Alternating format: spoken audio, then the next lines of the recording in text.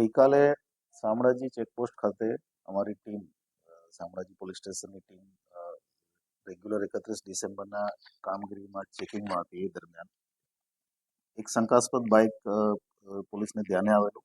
વધારે ડીપમાં પૂછપરછ કરતા એણે ગોળ ગોળ જવાબ આપ્યા હતા, એટલે એને કારણે થઈને આખું બાઇક ચેક કરતા એ બાઇક સવાર જે હતો બિરેન કરીને એ ઉત્તર પ્રદેશના ફરુખાબાદથી બાઇક લઈ અને 2 દિવસ પહેલા નીકળેલો અને લૂંટના ઈરાદે અમદાવાદની આજુબાજુ અથવા અમદાવાદ સિટીમાં ક્યાંય લૂંટ કરવાના ઈરાદે એ 4 લોકો એક સાથે નીકળેલા અને એમની પાસેથી અમે 3 કટ્ટા દેશી ઇન્ડિયન મેડ ગન અને 18 જીવતા રાઉન્ડ કબજે કરેલા છે.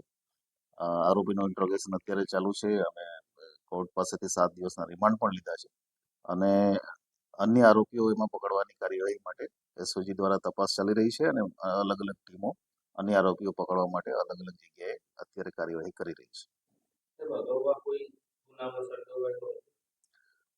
જે આરોપી અમે બિરેન પકડ્યો છે એ આરોપી અગાઉ અમદાવાદ બોપલ ખાતે જાન્યુઆરી મહિનામાં 2025માં 73 લાખની લૂંટ, જેમાં ફાયર આર્મ્સનો પણ ઉપયોગ થયેલો છે, વિથ આર્મ્સ એક્ટ છે.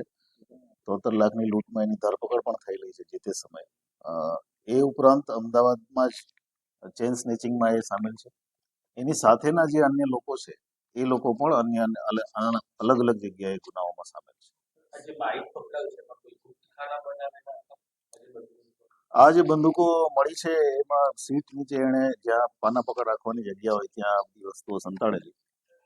વધારે અગત્યનું એ છે કે આ જે વ્યક્તિ છે એ વ્યક્તિ લાઈવ રાઉન્ડ સાથે નીકળેલો અને કદાચ ઓપરેશન 2-3 દિવસમાં જ, કેમ કે એના મોબાઈલમાંથી ઘણા બધા ઇમ્પોર્ટન્ટ સ્ટ્રેટેજિક જે અમદાવાદના લોકેશન છે કોમર્શિયલ એસ્ટાબ્લિશમેન્ટના, એના લોકેશન અને એના ફોટા અમને મળ્યા છે.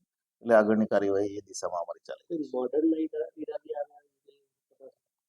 હજી સુધી ઇન્ટ્રોગેશનમાં એવું દેખાયું નથી, પણ એવું બની શકે છે. અમે અમદાવાદ પોલીસ સાથે પણ સંપર્કમાં છીએ આ બાબતે અને જો અન્ય આરોપીઓ વધારે પકડાય તો વધારે ડિટેલ આમાં આવી શકે. અમારી પાસે 7 દિવસ માટે રિમાન્ડ ઉપર છે આરોપી, એટલે અમે બધી ડિટેલ આમાં કાઢવાના છીએ.